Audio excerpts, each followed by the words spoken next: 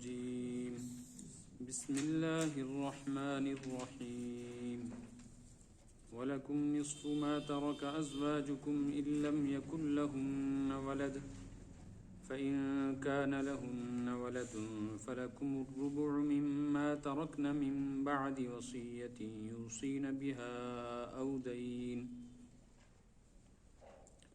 ولهن الربع مما تركتم إن لم يكن لكم ولد فإن كان لكم ولد فلهن الثمن مما تركتم من بعد وصية توصون بها أو دين وإن كان رجل يورث كلالة أو امرأة وله أخ أو أخت فلكل واحد منهما السدس فإن كانوا أكثر من ذلك فهم شركاء في الثلث من بعد وصية يوصى بها أو دين غير مضار وصية من الله والله عليم حليم تلك حدود الله ومن يطع الله ورسوله يدخله جنات تجري من تحتها الأنهار خالدين فيها وذلك الفوز العظيم ومن يعص الله ورسوله ويتعد حدوده يدخله نارا خالدا فيها وله عذاب مهين صدق الله العلي العظيم وصدق رسوله النبي الكريم.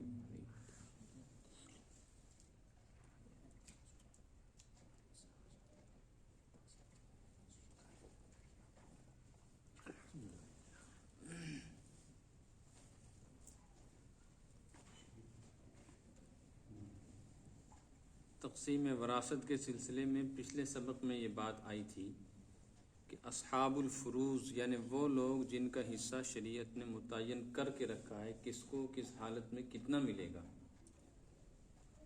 ان میں بنیاد الاقرب فالاقرب کی ہے، یعنی جو جتنا قریب اتنا زیادہ حقدار۔ اگر کسی مرنے والے کے قریب اور دور کے رشتہ دار موجود ہوں تو قریب والے لیں گے، پھر دوسرے دور والوں کا نمبر آئے گا، بلکہ بعض اکثر صورتیں ایسی ہیں کہ دور والوں کو ملتا ہی کچھ نہیں۔ تو یہ رشتہ داری یا تو نسب کی وجہ سے ہوتی، نسل جس کو کہتے ہیں، باپ مر گیا تو بیٹا بیٹی، اولاد مر گئی تو ماں باپ، اس کو کہتے ہیں نسبی رشتہ۔ دوسرا ہے نکاح کا رشتہ، رشتہ ازدواج، کہ شوہر کے مر جانے کے بعد بیوی بھی وارث بنتی ہے، بیوی کے مر جانے پر شوہر وارث بنتا ہے، لیکن ان کا آپس میں جو تعلق ہے اس تعلق کا سبب یعنی اس رشتے کی ایک وجہ ہے، وہ وجہ ہے نکاح، ورنہ یہ نسلی رشتہ دار نہیں۔ تو پچھلی آیت اور گزشتہ سبق میں نسب کی بنیاد پر جو لوگ وارث بنتے ہیں ان کا بیان تھا۔ باپ مر جائے تو اولاد کو کس حالت میں کتنا ملے گا، اولاد مر جائے تو ماں باپ کو کیا ملے گا۔ بیوی اور شوہر کا مسئلہ ہے، کس حالت میں کتنا ملے گا۔ آج کے سبق میں ایک تو یہ بات بیان کی جائے گی، اور دوسرا کلالہ کا مسئلہ ہے۔ وہ کلالہ کے لفظ پر پہنچیں گے تو پھر انشاءاللہ وہ پڑھیں گے کیا لفظ ہے کلالہ۔ شوہر کی دو حیثیتیں، دو حالتیں، بیوی کی بھی دو حالتیں، آسان ہیں۔ اگر کوئی عورت مر جائے، اس نے جو مال چھوڑا ہے اس کے وارثوں میں اس کا گھر والا شریک ہو، شوہر کو بھی اس کی وراثت میں حصہ ملے گا۔ کتنا ملے گا؟ تو اس کے لیے مرنے والی عورت کو دیکھو، اگر اس کا کوئی بچہ بچی، ایک زیادہ لڑکا لڑکی یا ملے جلے بچے بچی، مرنے والی کی کوئی اولاد موجود ہو، چاہے یہ اولاد اسی شوہر سے ہو جو مر گیا، چاہے اس سے پہلے کسی اور کے ساتھ نکاح ہوا تھا، وہ آدمی مر گیا، اس کی اولاد ہے، یا طلاق ملی ہے اس کو، اس کی اولاد ہے، مرنے والی کی اپنے پیٹ سے کوئی اولاد ہونی چاہیے۔ تو اس نے جو کچھ چھوڑا ہے ایسی صورت میں اس کی کل جائیداد کا چوتھا حصہ ملے گا شوہر کو، 1/25، اس کو 1/4 بھی کہتے ہیں، 100/25، 1/4، 25%۔ اور اگر مرنے والی عورت کی کوئی اولاد ہے ہی نہیں، یا تھی لیکن وہ پہلے ہی مر چکی ہے، تو ایسی صورت میں اس کی جائیداد کا آدھا حصہ، اس کے ترکے کا آدھا حصہ اس کا شوہر لے گا، اور جو باقی بچ جائے گا دونوں صورتوں میں وہ اس کے مرنے والی کے جو دوسرے ورثہ ہیں وہ لے جائیں گے۔ مثلا باپ ہے، ماں ہے، بھائی ہے، بہن ہے، چچا ہے، وہ لے جائیں گے۔ اسی طرح اگر کوئی آدمی مر جائے، مرد، اور اس نے اپنے پیچھے بیوی چھوڑی ہے، تو اس کی بیوی کو مرنے والے شوہر کی جائیداد میں حصہ ملتا ہے، چاہے وہ نقد ہو، چاہے جنس ہو، تھوڑا ہو یا زیادہ، مکان ہو یا زمین۔ کتنا ملے گا؟ کہتے ہیں اس صورت میں بھی بس یہ دیکھنا ہے، اگر مرنے والے کی کوئی اولاد تھی ہی نہیں، بالکل نہ اس عورت سے نہ کسی دوسرے عورت سے، اس کی کوئی اولاد نہیں ہے، تو ایسی صورت میں بیوی کو ملے گا چوتھا حصہ۔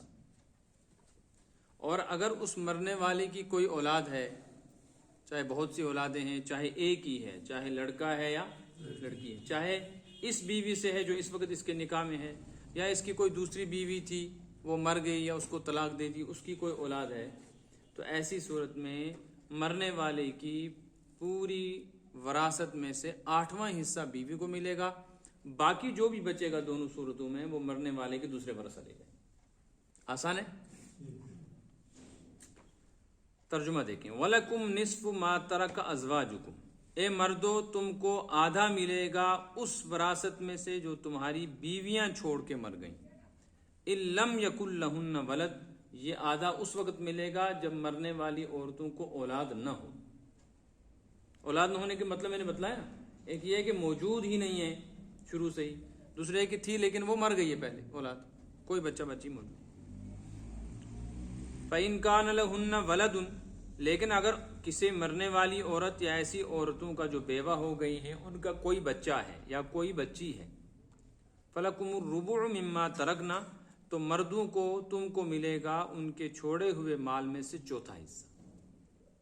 لیکن یہ کب تقسیم ہوگا؟ بس وہی ضابطہ ہے، من بعد وصیۃ یوصین بہا، یا تو ان نے کوئی وصیت کی ہو، 1/3 کی وصیت، تہائی، وہ نافذ ہو جائے، وہ پوری کی جائے، اس کے بعد جو بچے گا اس میں، یا او دین، یا پھر اس پر کوئی قرض ہو، عورت پہ بھی قرضہ ہو سکتا ہے، عورت نے خود کوئی چیز خریدی ہے اور اس کا قرضہ ابھی باقی ہے، قیمت ادا کرنی باقی ہے، تو وہ قرضہ ادا کریں گے، یا وصیت ہوگی تو وصیت پوری کی جائے گی، وصیت کے نفاذ کے بعد جو پیسہ، جو رقم، جو مکان، زمین، جائیداد ہوگی وہ آدھی یا چوتھائی شوہر کو ملے۔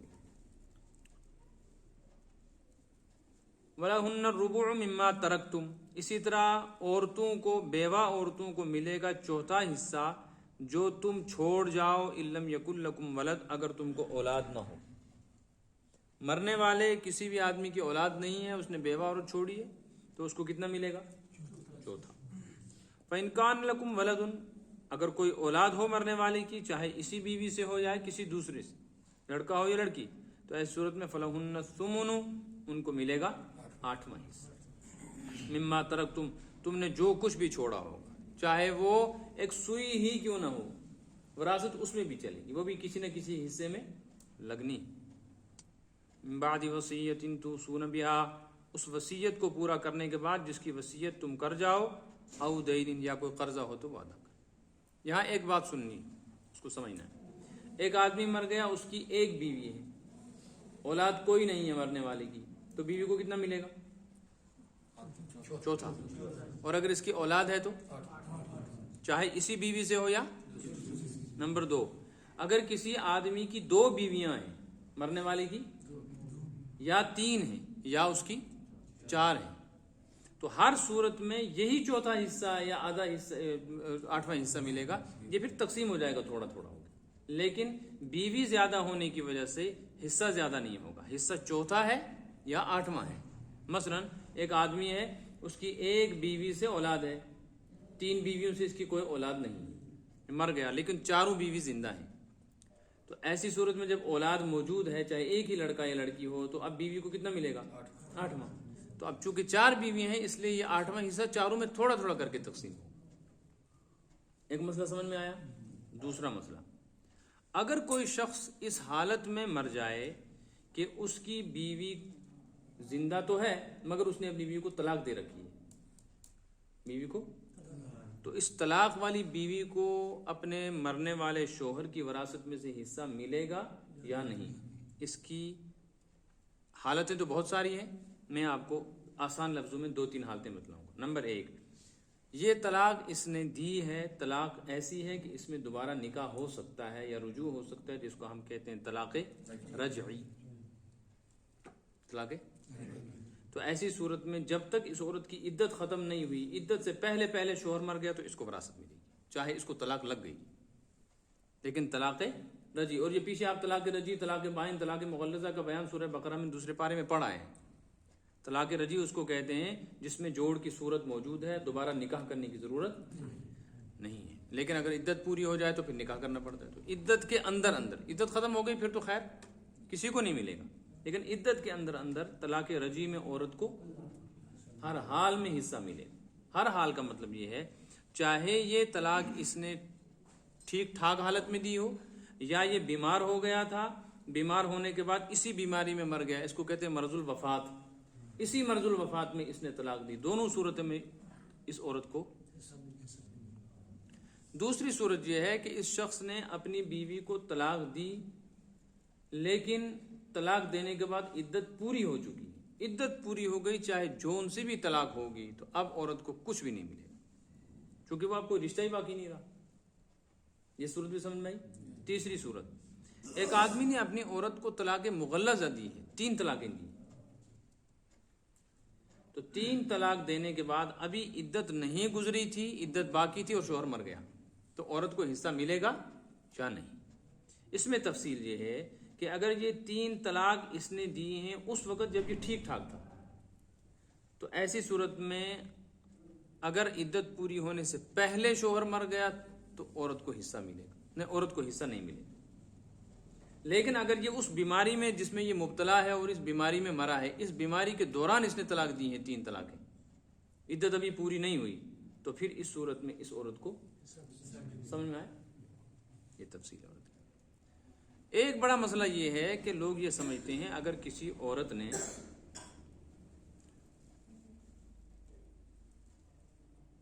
بیوہ ہو جانے کے بعد دوسری شادی کر لی، بیوہ ہو جانے کے بعد طلاق نہیں ہوئی، بیوہ ہو گئی ہے، شوہر مر گیا، اور بیوہ ہونے کے بعد دوسری شادی کر لی، تو دوسری شادی کرنے پر اس کو اب اپنے مرے ہوئے شوہر کی جائیداد میں سے حصہ نہیں ملے گا۔ یہ لوگوں میں بڑی غلط بات پھیلی ہوئی ہے، بیوہ ہو جانے کے بعد عورت دوسرا نکاح کرے یا دوسرا نکاح نہ کرے، اسی گھر میں رہے یا کسی اجنبی جگہ چلی جائے، ہر حال میں اس کے شوہر کی وراثت میں اس کا جو حصہ ہے 4تھا یا 8واں وہ اس کو ملے گا۔ اگر اس کو نہیں دیا گیا تو نہ دینے والے مجرم ہیں، قیامت کے دن ان کو دینا پڑے۔ یہ نکاح جس رشتے کا سبب بنتا ہے اس کی تفصیل آ گئی، یہ سمجھ میں آ گیا نا؟ مسئلہ آسان ہے۔ وَإِن كَانَ رَجُلٌ يُورَثُ كَلَالَةً أَوِ امْرَأَةٌ، یہاں سے ایک نئی بات سنا رہے ہیں، ایک نیا مسئلہ، ایک نئی شکل ہے۔ وہ یہ ہے کہ کوئی آدمی اس حالت میں مرا ہے کہ وہ کلالہ ہے۔ کلالہ کی وراثت کیسے تقسیم؟ کلالہ کس کو کہتے ہیں؟ کلالہ کے سلسلے میں بہت ساری باتیں علماء نے لکھی ہیں، ان سب کا یاد رکھنا، یاد کرنا مشکل ہے۔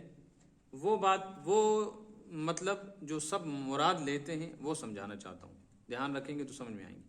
ایک آدمی ہے، اس کے نہ پیچھے کوئی ہے، اوپر، یعنی نہ باپ ہے، نہ دادا ہے، نہ پردادا، کوئی بھی نہیں، پیچھے کی، جن کی یہ اولاد ہے وہ پیچھے نہیں۔ ایسے ہی اس کی آگے، اس کو کہتے ہیں اصل، اصول بھی نہیں ہے، فروع بھی نہیں ہے۔ فروع کا مطلب ہے اس کے آگے بھی اولاد نہیں ہے، نہ اس کا بیٹا ہے نہ بیٹی ہے، نہ پوتا ہے نہ پوتی ہے۔ پوتے کو وراثت میں حصہ مشہور ہے نا، لیکن اگر کوئی آدمی اس حالت میں مرے کہ اس کا کوئی نہیں ہے، صرف اس کے بیٹے کا بیٹا موجود ہے، پوتا، تو وہ ساری پراپرٹی لے جائے گا، بات سمجھ کھل ہی جاتا ہے۔ تو جس آدمی کی اولاد میں سے کچھ بھی نہ ہو، آگے تک اولاد نہ ہو، اولاد کی اولاد بھی نہ ہو، یا تو ہو ہی نہ یا ہو اور مر گئی ہو، ایسے ہی اس کے ماں باپ نہ ہو، مر چکے ہوں، تو ایسے شخص کو کلالہ کہتے ہیں۔ کلالہ کا مطلب ہے بیچارہ بے بنیاد، بے جڑ، جس کے آگے پیچھے تو اس کی وراثت کا مالک کون ہوگا، اس کی پراپرٹی کس کو دی جائے گی؟ بات سمجھ میں آئی؟ کہتے ہیں آپ اس صورت میں یہ دیکھو کہ اس کے دائیں بائیں، یہ تو اوپر نیچے ہو گیا، دائیں بائیں کیا ہیں؟ بھائی بہن ہیں، تو سب سے پہلے ہو گئے بھائی بہن، اس کے بعد پھر ہو گئے باپ کے بھائی بہن۔ باپ کے بھائی بہن کون ہوتے ہیں؟ چاچا وغیرہ۔ تو پہلے اس کے بھائی بہن دیکھنے، اگر اس کا بھائی ہو سگا تو سارا لے جائے گا، اگر 2 ہیں تو آدھا آدھا لے جائیں گے، 3 ہیں تو 3 حصے ہو جائیں گے۔ اگر بہن ہے، ایک ہی ہے، تو بہن کتنا لیتی ہے؟ آدھا۔ ان کانت واحدۃ فلہا النصف، آدھا لے گی۔ اگر بہن اور بھائی ہوں مشترک، تو ایسی صورت میں ان کو کیا ملے گا؟ یہ تفصیل آگے اس صورت کی آخری آیت میں آ رہی ہے۔ کلالہ کی ایک صورت وہ ہے۔ یہاں مجھے دوسری بات بتانی ہے، ایک ہوتا ہے سگا بھائی سگی بہن، سگا بھائی بہن سمجھتے ہیں نا کہ ماں باپ ایک، اس کو کیا کہتے ہیں کشمیری میں؟ پنن بوئے، پنی بھی ہے نا۔ ایک ہوتا ہے باپ شریک بہن بھائی۔ باپ شریک بہن بھائی کا مطلب ہے کسی آدمی نے 2 شادیاں کر رکھی ہیں، ان دونوں کی اولاد ہے، تو جو آپس میں یہ بہن بھائی لگتے ہیں، یہ کس کی وجہ سے لگتے ہیں؟ باپ ایک ہے، ماں دونوں کی، سمجھا گئی نا۔ سگے بہن بھائی کے بعد یہ بہن بھائی، ان کا درجہ دوسرا ہے، ان کو کہتے ہیں اللاتی۔ کیا کہتے ہیں؟ اللاتی کا مطلب ہے وہ بہن بھائی جن کی مائیں الگ ہوں لیکن باپ ایک ہو۔ تو سگے بھائی اور اللاتی بھائی، سگی بہن اور اللاتی بہن کا کیا حصہ ہے وہ تو آ رہا ہے آگے۔ یہاں ایک صورت بتائی جا رہی ہے، وہ یہ ہے کہ ایک آدمی مر گیا، اس کا کوئی نہیں ہے، لیکن اس کی ایک بہن ہے یا ایک بھائی ہے، یہ سگا تو ہے مگر ماں کی طرف سے سگا ہے، باپ کی طرف سے۔ ایک آدمی مر گیا، اس کے 2 بچے رہ گئے، 2 لڑکے رہ گئے یا ایک لڑکا لڑکی رہ گیا، تو یہ جو 2 لڑکے لڑکی رہے 2 عورتوں سے، ان کو کہیں گے اللاتی۔ لیکن ایک آدمی مرا ہے، اس کی اولاد ہے، مرنے والے کی بیوی نے دوسری شادی کر لی، اس دوسرے شوہر سے بھی اس کو، تو یہ جو بہن بھائی لگے، ان کے باپ الگ ہیں، ماں ان کی ایک ہے، ان کا درجہ پھر تیسرے نمبر پہ آتا ہے، ان کو کہتے ہیں اخیافی بہن بھائی۔ آیا کچھ سمجھ میں؟ ایک ہو گیا حقیقی جن کی ماں باپ ایک، نمبر 2 اللاتی جن کا باپ ایک ہو ماں الگ الگ ہو، نمبر 3 اخیافی جن کی ماں ایک ہو باپ۔ اب یہاں پر اس کا حکم اور اس کا حصہ بتایا جا رہا ہے جن کی ماں ایک ہو باپ الگ الگ ہو، اس کا کیا ہے پہلے یہ دیکھو۔ ان کان رجل یورث کلالۃ او امرأۃ، اگر کوئی رجل ہو، رجل مطلب مرد، او امرأۃ یا کوئی عورت ہو، یورث کلالۃ وہ وارث بنائے کسی کلالہ کو، وارث بنائے، ترجمہ یہ ہے۔ اس سے بعض علماء نے نکالا کہ ایسے آدمی کا جو وارث ہوتا ہے نا، جس کے آگے پیچھے نہیں، اس کو کلالہ کہتے ہیں۔ بعض نے کہا نہیں، جس کے آگے کوئی نہ ہو، مرنے والے کو، تو 2 صورتیں ہوں گی، ایک ہو گیا مورث وارث بنانے والا، یا تو وہ کلالہ ہے، ایسے آدمی کا جو وارث بن رہا ہے اس کو بھی کیا کہتے ہیں؟ اچھا، اس نے جو مال چھوڑا ہے اس مال کو بھی کہتے ہیں کلالہ۔ کلالہ اس مال کو کہتے ہیں جس کے مالک نے اس حالت میں موت پائی ہو کہ نہ اس کی کوئی اولاد ہو نہ اس کا کوئی ماں باپ۔ تو اب یہاں دیکھیں، ان کان رجل یورث کلالۃ او امرأۃ، اگر کوئی کلالہ مرد ہو یا کلالہ عورت ہو، اس کا مطلب ہے جب وہ کلالہ ہے تو اس کی نہ اولاد ہے نہ اس کا، وَلَهُ أَخٌ أَوْ أُخْتٌ، لیکن اس کا ایک بھائی ہے یا ایک، مگر یہاں پر اس کی تفصیل نہیں ہے۔ حدیث سے ثابت ہے کہ یہاں بہن بھائی سے مراد وہ بہن بھائی ہے جس کی ماں ایک ہو مگر باپ ان کا، بس یہ ذہن میں رکھنا ہے۔ تو ایسی صورت میں اس اخیافی بھائی کو یا اخیافی بہن کو جس کی ماں ایک ہے باپ الگ، لکل واحد منہم السدس چھٹا ملے گا. مرنے والے کی جائیداد میں سے ایک بھائی ہے تو اس کو چھٹا، ایک بہن ہے تو اس کو چھٹا، برابر برابر ملے گا. یہی ایک صورت ہے جہاں مرد اور عورت دونوں کو، ورنہ مرد کو ڈبل ملتا ہے، عورت کو. فَإِنْ كَانُوا أَكْثَرَ مِنْ ذَلِكَ، لیکن اگر یہ زیادہ ہوں، مرنے والے کے بہت سارے بہن بھائی ہیں مگر وہ سارے کے سارے دوسرے باپ سے ہیں، ماں ایک ہے باپ دوسرا ہے. ایک آدمی ہے، اس کا ایک بچہ ہوا، آدمی مر گیا، ایک ہی بچہ رہ گیا، تو پراپرٹی کس کو ملے گی؟ بچے کو. اس کی ماں نے دوسری شادی کر لی، وہاں سے اس کے 4-5 بچے ہو گئے، لڑکے لڑکیاں. اب یہ آدمی مر گیا، یہ لڑکا مر گیا، ماں پہلے مر گئی تھی، تو اس کے اخیافی بہن بھائی رہ گئے بہت سارے. تو اگر بہت سارے ہوں فَإِنْ كَانُوا أَكْثَرَ مِنْ ذَلِكَ، ایک سے زیادہ اگر ہوں، فَهُمْ شُرَكَاءُ فِي الثُّلُثِ، تو اس مرنے والے کی پوری جائیداد کا 1/3 حصہ ان سب کو تھوڑا تھوڑا کر کے تقسیم کیا جائے گا، 1/3، 33%. باقی کہاں جائے گا؟ مسئلہ ہے کہ نہیں؟ وہ بعد میں بتائیں گے. من بعد وصیت، وصیت کے بعد، یوسا اگر اس نے وصیت کی ہو، او دین یا اس پر کوئی قرض، بشرطے کہ غیر مضار، یہ جو ابھی تک پیچھے وصیت اور قرضہ آ رہا ہے، یہ وصیت اور قرضہ غیر مضار ہو، ہر جگہ کے لیے. یہاں آگر بتلائے غیر مضار کا مطلب ہے وصیت کرنے والا اس وصیت سے اپنے کسی وارث کو نقصان نہ پہنچانا چاہتا ہو، اور قرض کی بنیاد پر کسی کو نقصان. کیا ہوتا ہے اصل میں، مرنے والا بعض مرتبہ یہ چاہتا ہے کہ اس بیوی نے مجھے اتنا تنگ کیا ہے، میرے مرنے کے بعد یہ حصہ تو لے گی، اور میرے پاس ہے 10 لاکھ روپیہ، تو 10 لاکھ میں سے یہ کتنا لے جائے گی؟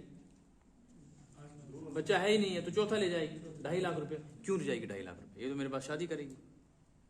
اس لیے وہ مرتے وقت کہتا ہے بلا کر اپنے ہمسایوں کو کہ میرے اوپر 9 لاکھ روپیہ قرضہ ہے فلاں آدمی کا، اور وہ ہوتا ہے اس کا کوئی دوست. سوچتا ہے چلو اس سے بہتر ہے ان کو دوں. تو اب جب 9 لاکھ روپے ان کو دے دو، باقی کتنا رہ گیا؟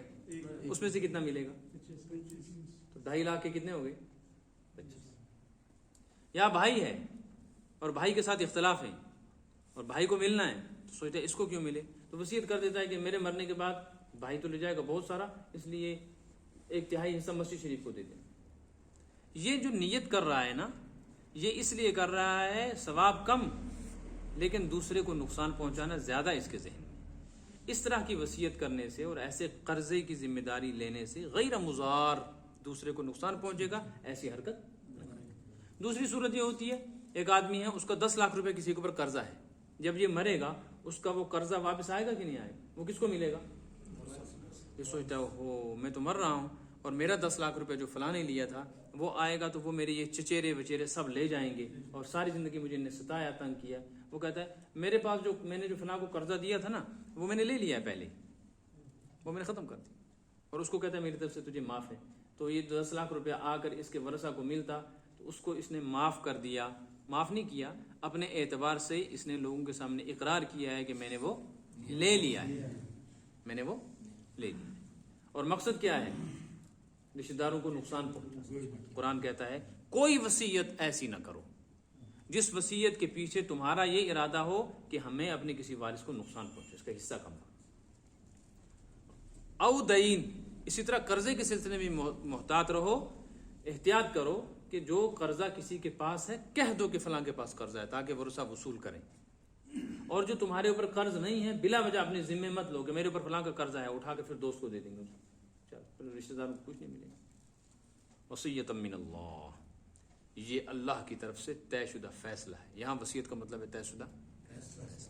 پہلی وصیت کا مطلب ہے مرنے والے کی وصیت. وصیۃ من اللہ کا مطلب ہے اللہ تعالیٰ کی طرف سے کیا وصیت ہوگی؟ اللہ کی طرف سے اللہ کا حکم.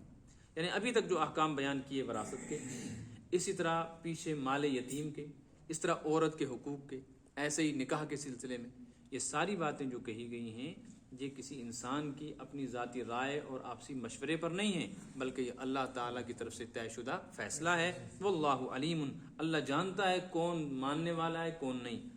حلیم، اور پھر نافرمانوں کو ایک دم پکڑتا بھی نہیں ہے، بردبار ہے.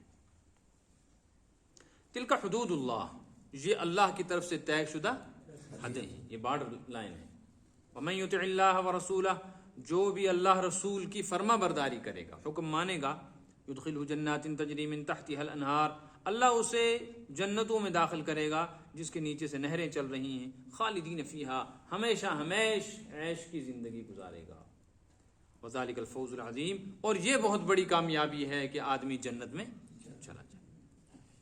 ومن یعص اللہ ورسولہ، اور جو اللہ اور اللہ کے رسول کی نافرمانی کرے، نافرمانی کا مطلب ہے اس کے حکم توڑے، اس کا قانون تسلیم نہ کرے، بغاوت کرے. ویتعد حدودہ، اور اللہ کے احکام کو پھلانگ جائے، اللہ کی طے شدہ حدیں پار کرے، زیادتی کرے. یدخلہ نارا خالدا فیہا، اللہ اسے آگ میں داخل کرے گا، خالدا فیہا، اور ہمیشہ ہمیش آگ میں رہے گا.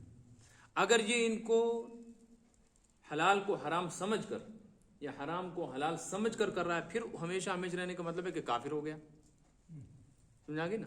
لیکن اگر وہ مومن ہے، حرام کو حرام ہی سمجھ رہا ہے لیکن کر بھی رہا ہے، حلال کو حلال ہی سمجھ رہا ہے لیکن پھر بھی کرنے کو تیار نہیں، تو پھر خالدن فیہا کا مطلب ہے کہ لمبے زمانے تک رہے گا. نکل تو جائے گا لیکن اتنے سارے جوتے کھانے کے بعد نکلا بھی تو کیا نکلا.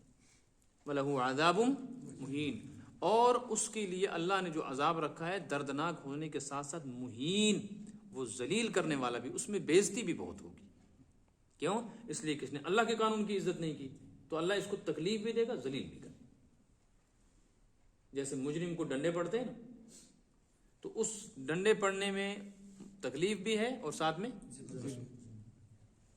اور کوئی آدمی ایسا ہے جو بیمار ہے، اس کا ہسپتال میں علاج چل رہا ہے، وہ بھی چیختا چلاتا ہے جب اس کے ہاتھ پیر موڑتے ہیں، لیکن اس میں ہمدردیاں ہوتی ہیں اور اس میں غم گساری ہوتی ہے. تو جو آدمی اللہ کے قانون میں بغاوت نہ کرے لیکن اس سے خطائیں ہو جائیں، غلطیاں ہو جائیں، توبہ استغفار کرے، ہو سکتا ہے اسے بھی سزا ملے لیکن اس کی سزا اس طرح کی نہیں ہوگی، اس میں ہمدردی بھی ہوگی. جیسے حضرت ایوب علیہ السلام کے بارے میں کہ حضرت ایوب علیہ السلام اللہ کے نبیوں میں سے بڑے اونچے درجے کے نبی، ان پر حالات آئے، ان کی آزمائش ہوئی، ایک لمبے زمانے تک ان کی بیوی کا انتقال، ان کے بچوں کا انتقال، ایک بیوی رہ گئی صرف، ان کا بہت زیادہ مال مویشی تھے، سب کے سب ختم، گھر بار سب ختم. پھر ان کے جسم کے اندر بھی تکلیف، زخم پڑ گئے، دانے، اس سے پیپ نکلنے لگا.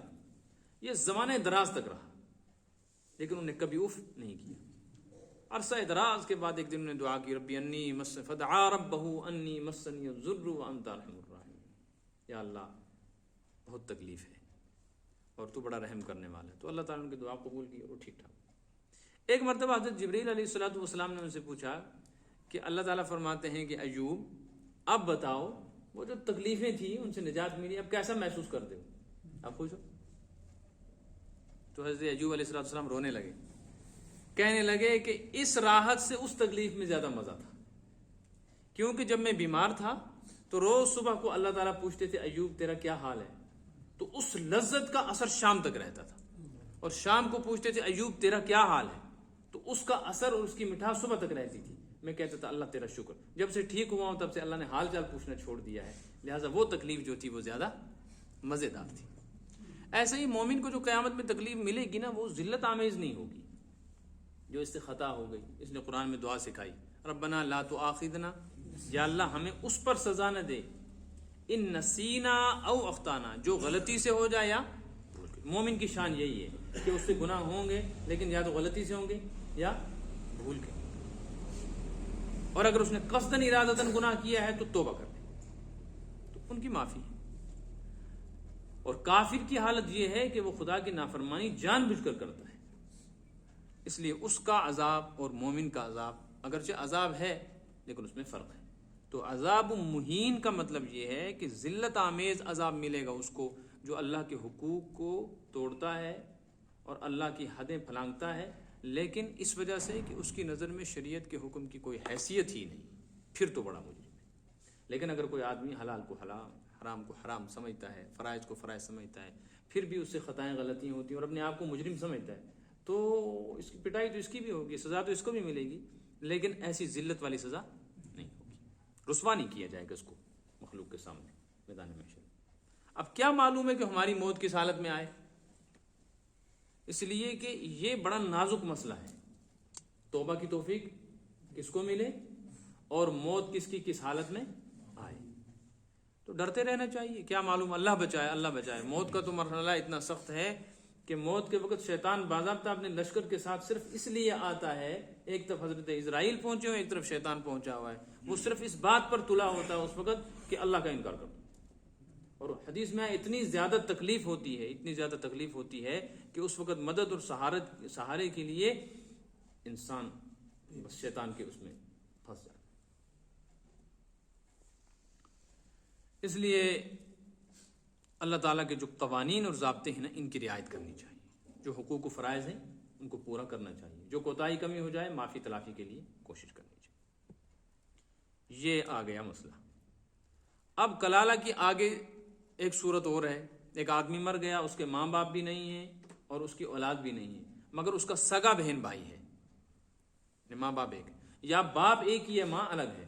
تو دیکھو اب اسی صورت کا آخری حصہ صفحہ نمبر 107.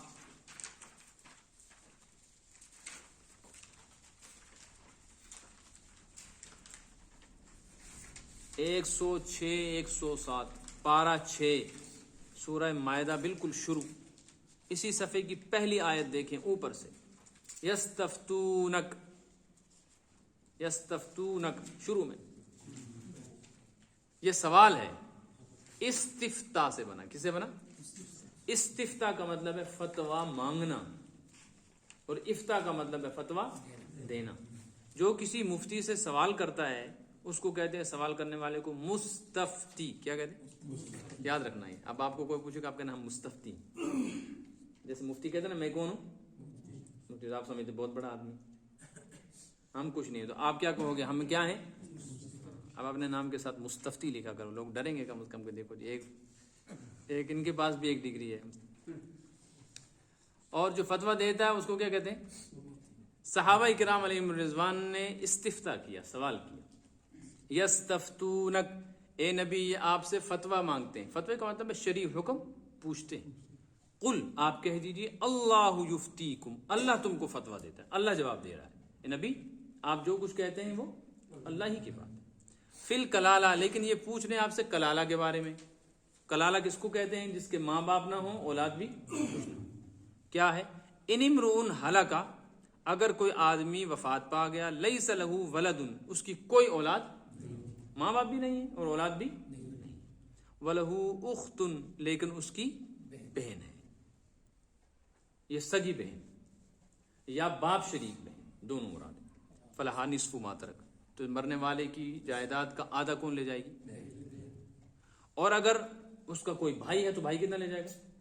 سارا لے جائے گا. بہن جب آدھا لے جا رہی ہے تو بھائی. وَهُوَ يَرِثُهَا إِن لَّمْ يَكُن لَّهَا وَلَدٌ، وَهُوَ، اور وہ بھائی وارث بنے گا بہن کا. اگر بہن مر گئی، اس کا کوئی نہیں ہے لیکن ایک بھائی ہے، چاہے وہ سگا ہو چاہے باپ شریک ہو، تو وَهُوَ يَرِثُهَا، وہ پورے کا وارث بنے گا. إِن لَّمْ يَكُن لَّهَا وَلَدٌ، اگر اس بہن کی اولاد بھی نہیں. ایسا ہوتا ہے بہت سارے گھروں میں، شادی نہیں کی ہے کسی بہن نے، باپ کا حصہ اس کو ملا ہے، یا شادی کی تھی بیچاری نے، بچہ نہیں ہوا، طلاق ہو کے آ گئی، پھر بھائی کے پاس رہی.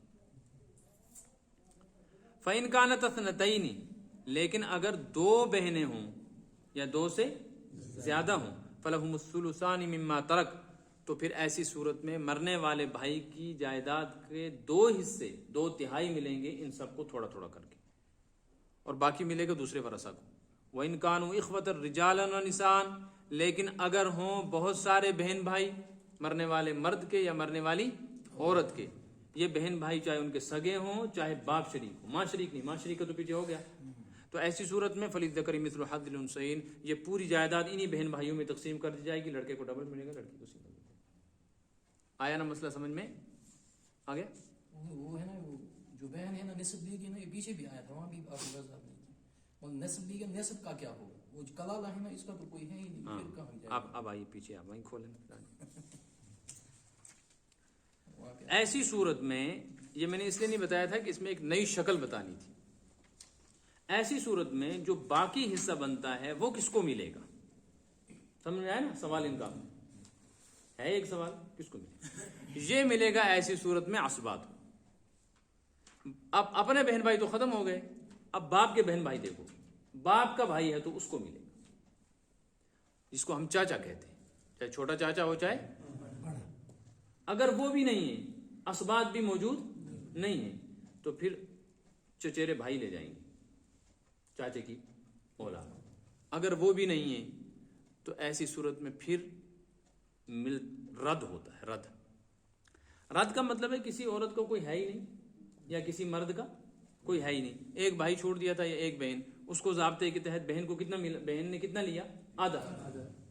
اب جو آدھا رہا، چاچا ڈھونڈا، چاچا بھی نہیں، چاچے کے آگے اولاد بھی نہیں، ماں باپ بھی نہیں، اپنی اولاد بھی نہیں، شوہر بھی نہیں، تو بہن کو آدھا مل گیا ہے، باقی آدھا کہتے ہیں باقی آدھا رد کرو۔ رد کا مطلب ہے اب دوبارہ بہن کو دے دو، اس کو کہتے ہیں رد۔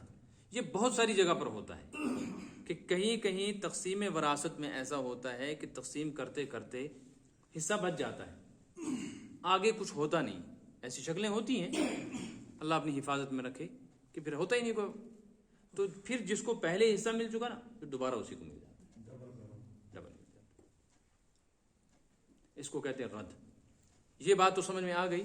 یہاں ایک بات اور سمجھیں کہ شریعت نے تقسیم وراثت میں وارث بھی بتا دیے، یہ بھی بتا دیا کہ پہلے کس کو پھر کس کو کتنا ملے گا، یہ بھی بتا دیا کہ اگر کسی انسان کو اپنے مرنے والے رشتہ دار کی وراثت کا تہائی، 2/3، پورا، نصف، 8واں یا چوتھائی، 6 حصے بتائے تھے نا، چوتھا، نصف اور پورا، 1/3، 2/3 اور چھٹا، میں نے سمجھایا تھا پچھلی دفعہ، یہ کل حصے 6 یہ مل گئے، لیکن آگے جو مال بچا اس کے بعد اس کا کوئی لینے والا بھی، تو یہ واپس کس کو ملے گا، اس کو کہتے ہیں رد۔ بات سمجھ میں آئی؟ ایسی صورت میں مثال کے طور پہ ایک آدمی ہے، اس کا کوئی بھی نہیں ہے، اس نے یہاں آ کر آپ کے علاقے میں شادی کر لی، شادی کرنے کے بعد جو بیوی تھی اس سے بھی اولاد نہیں ہوئی، اب بیوی رہ گئی اکیلی، اس کے پاس پراپرٹی ہے، نہ اس کے ماں باپ ہیں، نہ بہن بھائی ہے، نہ اولاد ہے، بیچارہ باہر سے کہیں آئے تھے، یہ بھی پتہ نہیں کون، تو اس کی بیوی کو کتنا ملے گا، چوتھا ملے گا نا، کیونکہ اولاد ہی نہیں، پھر کتنا بچ گیا، 3 حصے، 75%۔ اب کس کو دیں، وہ ہے ہی کوئی نہیں، تو اب یہ 75% پھر بیوی کو ملے، اس کو کہتے ہیں رد۔ سمجھا گی نا؟ اس کا مطلب ہے کہ کسی انسان کو ڈبل حصہ مل سکتا ہے، 2 مرتبہ مل سکتا ہے۔ بالکل اس کے برخلاف کچھ ایسے ورثہ ہیں جو شرعی اعتبار سے وارث ہیں، لیکن کسی وجہ سے شریعت ان کو وراثت سے محروم کر دیتی ہے۔ ان میں سے ایک صورت ہوتی ہے جس کو کہتے ہیں حرمان، وراثت سے محروم ہونا، وراثت سے محروم۔ اس کی ایک قسم ہے اختلاف دین۔ اختلاف دین کا مطلب ہے کوئی آدمی مسلمان ہو گیا، اس کے ماں باپ مسلمان نہیں ہوئے، ماں باپ مر گئے، تو مسلمان کو اپنے کافر ماں باپ کی جائیداد میں سے کچھ نہیں ملے گا، کیونکہ دین دونوں کا الگ ہے۔ یا مثال کے طور پر خدا نخواستہ کوئی آدمی مسلمان تھا، وہ بے دین ہو گیا، مرتد ہو گیا، تو یہ مسلمان باپ مر گیا تو سب اولاد کو ملے گا، لیکن اس مرتد ہونے والے کو کچھ نہیں۔ بات سمجھ میں آئی؟ نمبر 2، کوئی آدمی مرتد نہیں ہوا ہے، اللہ بچائے، لیکن اس نے کسی انسان کو قتل کر دیا ہے، جس کو قتل کیا شریعت میں یہ اس کا وارث بن رہا تھا، مثلا باپ کو قتل کر دیا، ماں کو قتل کر دیا، بیوی کو قتل کر دیا، بیوی نے شوہر کو قتل کر دیا، بھائی نے بہن کو، بہن نے بھائی کو، یہ وارث ہوتے ہیں نا۔ تو جو قاتل ہے، قاتل کو قتل کے جرم کی وجہ سے، اگرچہ یہ وارث تھا مرنے والے کا لیکن اس نے قتل کیا ہے، اس لیے اس کو محروم کیا جائے۔ ایسی صورت کو کہتے ہیں حرمان۔ کیا کہتے ہیں؟ اور ایک دوسری صورت ہے کہ نہیں، محروم نہیں ہوتا لیکن رک جاتا ہے، محروم نہیں ہوتا لیکن رک جاتا ہے۔